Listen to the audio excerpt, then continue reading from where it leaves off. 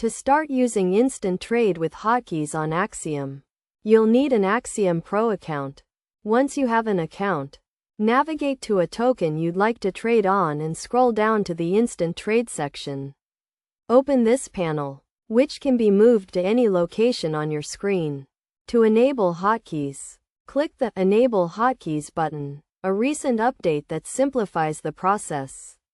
With hotkeys enabled, hover over the buy and sell options to see the corresponding keys Q, W, E, and R. To use these hotkeys, hold down the spacebar key, and the buttons will become active.